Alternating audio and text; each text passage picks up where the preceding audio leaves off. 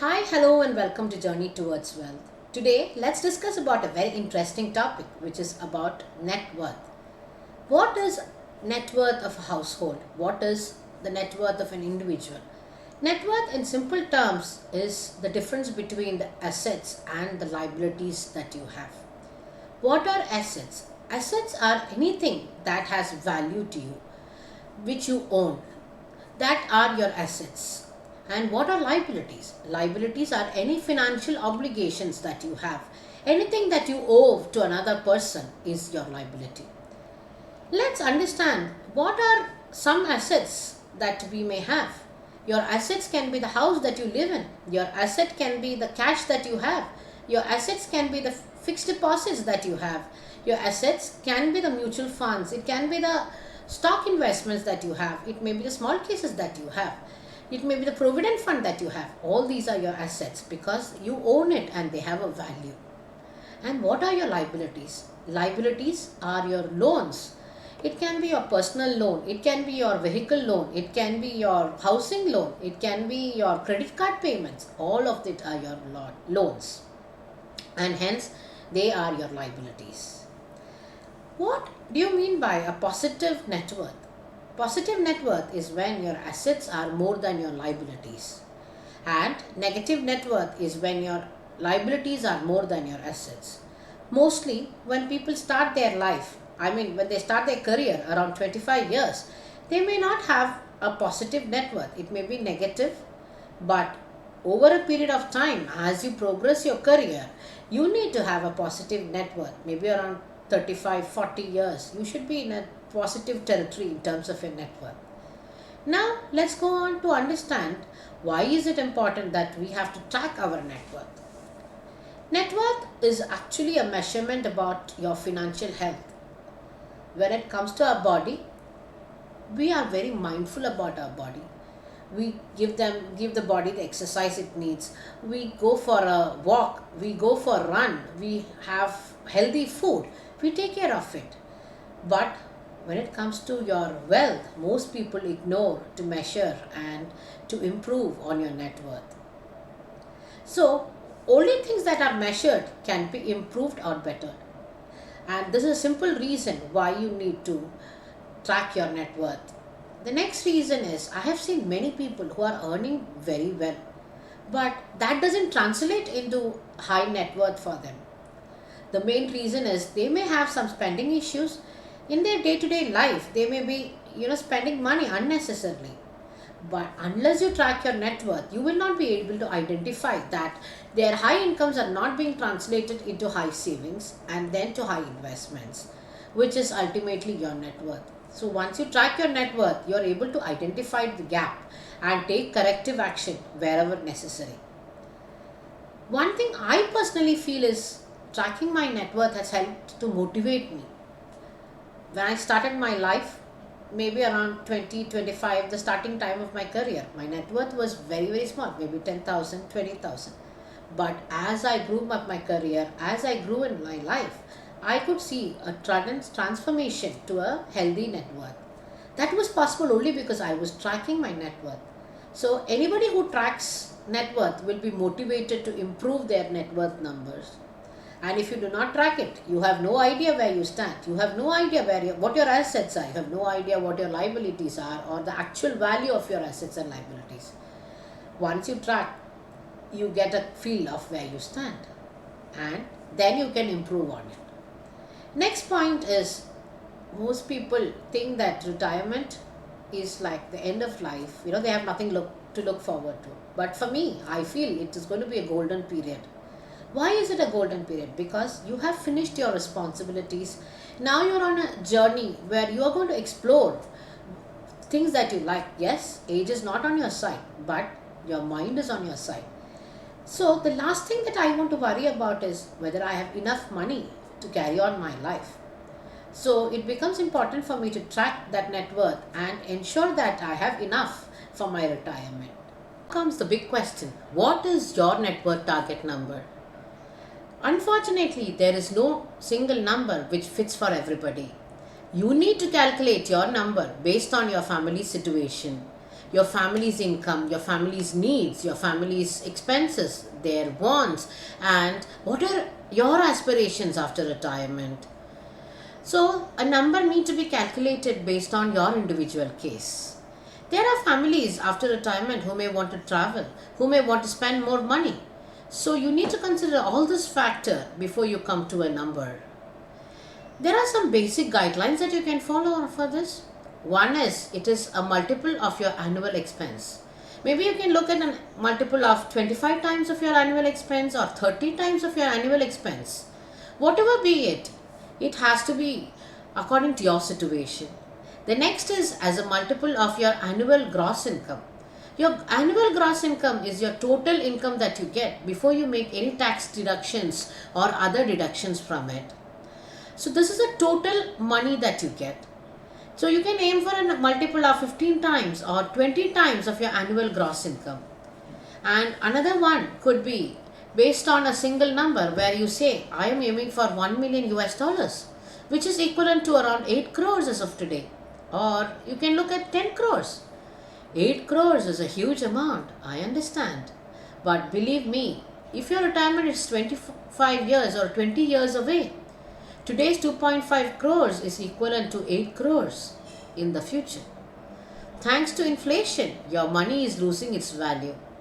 So it becomes very important for you to take the effort to actually understand what your number, what is your net worth target that you're achieving. Now let's come to understand today's world there are two type of retirements. One is the normal retirement, which is at the retirement age. The second one is the early retirement. It's getting more popular even in India. People are going in for early retirement. Early retirement is generally retiring before your actual age of retirement, which may be around 35 years, 40 years. People are taking break from their career or they are retiring from their career. Some of them may have other incomes to compensate for the loss of their income from career. There may be others who may be dependent on their investments for income. So whatever be the case, your calculation has to be based on your specific situation.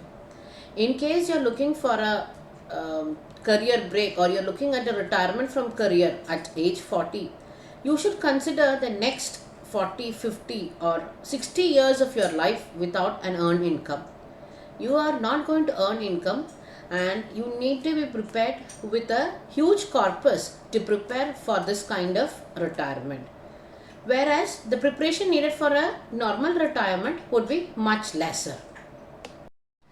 This is the net worth calculation for retirement based on your annual expenses. For a normal retirement, which is a retirement at 60, you need around 30 times of your annual expenses in your investable assets. And for an early retirement, it should be around 40 times your annual expenses because the duration is much longer in the case of an early retirement. The withdrawal rate is calculated somewhere between 2.5% to 3.5% of your corpus. Again, there are two variables which becomes very important here. One is the inflation and the second is rate of return. If the inflation goes up or the rate of return comes down, then you are in a very tight situation for this kind of normal retirement. But again, this will not be a very difficult situation because you have a little bit of buffer for yourself for a very normal retirement. Now comes the second point where you want a comfortable retirement. In the case of a normal retirement and you want a comfortable retirement, you need to have around 50 times of your annual expenses saved up as your net worth. And for an early retirement, this could be around 70 times your annual expenses, which will make it very convenient and comfortable for you to have a retired life. Here, assumption is that you do not withdraw more than 1.5 to 2% of your corpus every year, which is very practical considering fact that you may get an average return of around 8% per year and your inflation is at 6%. This is an achievable target and this makes your retirement very comfortable. Again, with somebody having around 70 times your annual expenses saved and invested, he may have a higher proportion to their equity investments. When you are in equity investments, always understand there is volatility and you should be prepared for this volatility. It can go up and down and some years might come out to be excellent and some years might be slack years. Now, if you're looking for a fat retirement or a luxurious retirement, you can aim for 100 times your annual expenses. This will ensure that you withdraw only 1% of your corpus each year. This kind of huge corpus ensures that you are protected from most volatility in the stock markets or a rise in inflation. You are almost 100% sure that you can have a successful retired life with this kind of corpus. So, for a retirement, you need, in case of retiring at around 60 years of age, you need around 30 times your annual expenses as your retirement corpus. And if you're looking for an early retirement, the corpus need to be 40 times of your annual expenses. For a comfortable retirement, you may need around 50 times of your annual expenses as corpus in case you're planning to retire by 60, which is a normal age. An early retirement can aim for around 70 times your annual expenses.